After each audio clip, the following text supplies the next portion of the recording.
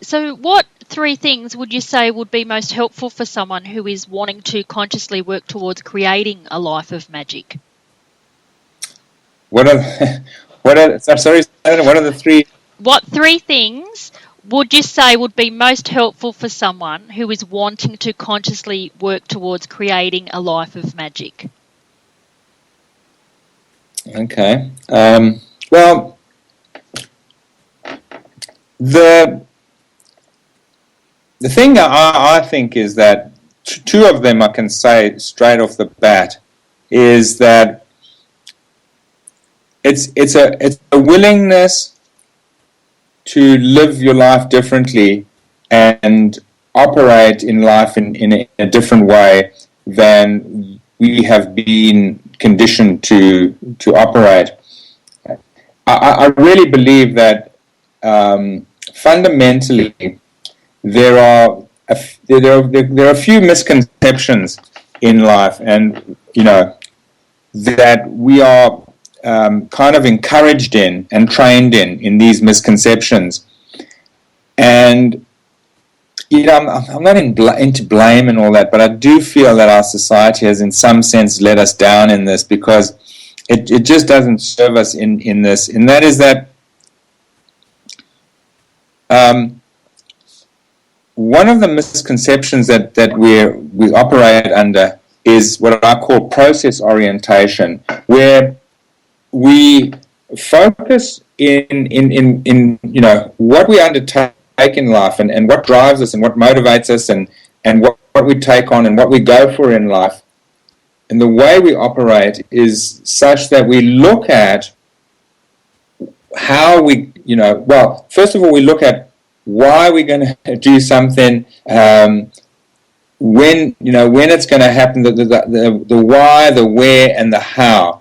Yeah. And principally the how, and that we're more focused on how something will happen and needing to know how something will happen, and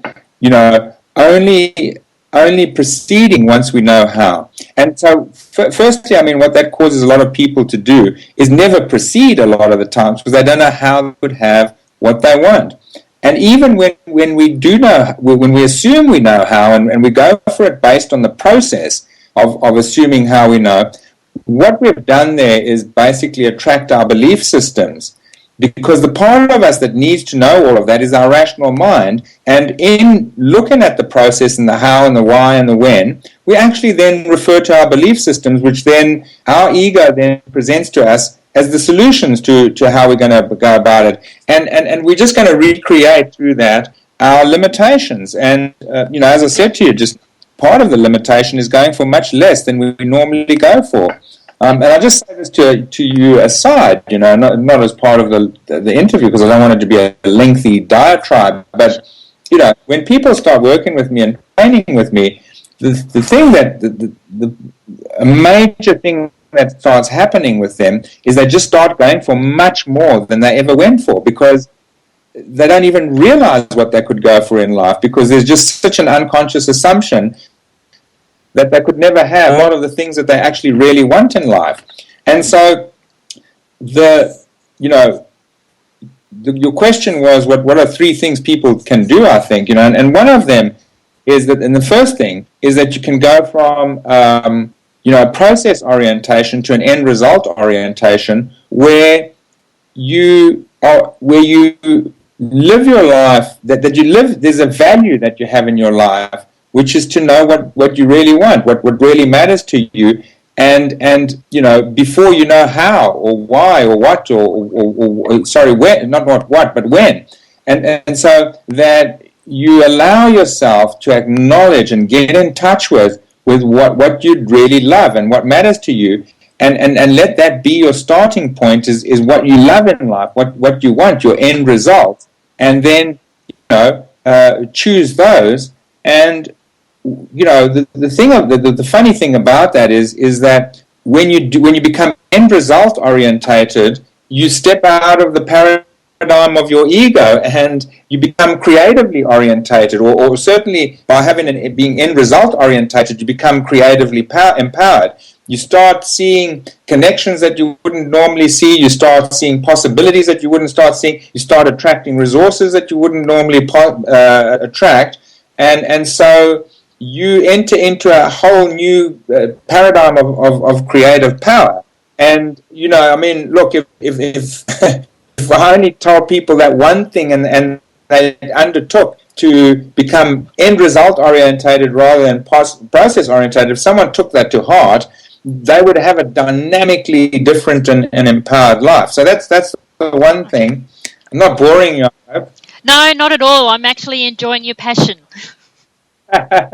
So then the second misconception that we operate under is that when we in life and faced with our lives and our circumstances and going through life and that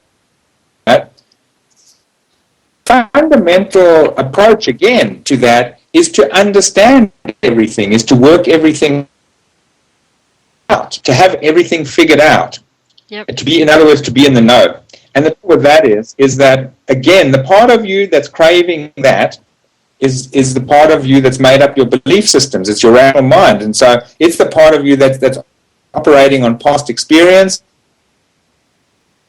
and the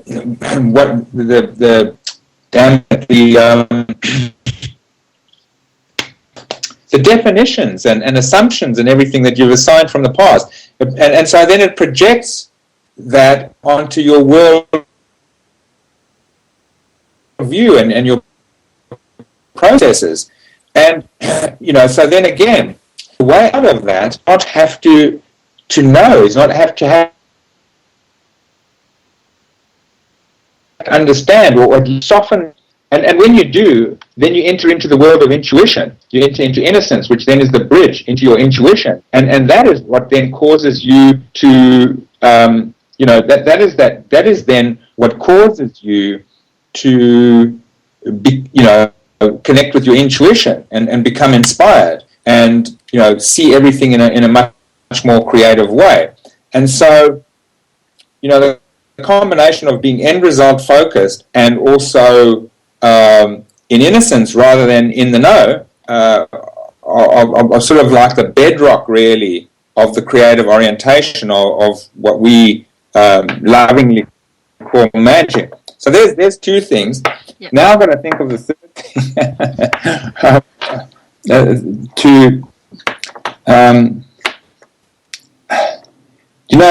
The third thing, and I've given this some consideration, so I'm not just shooting from the hip here when I say that the third thing is that again, to have a value, because these are all value related.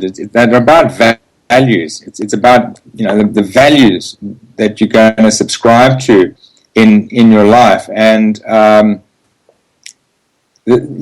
would say the third thing is that, and this is really important, is that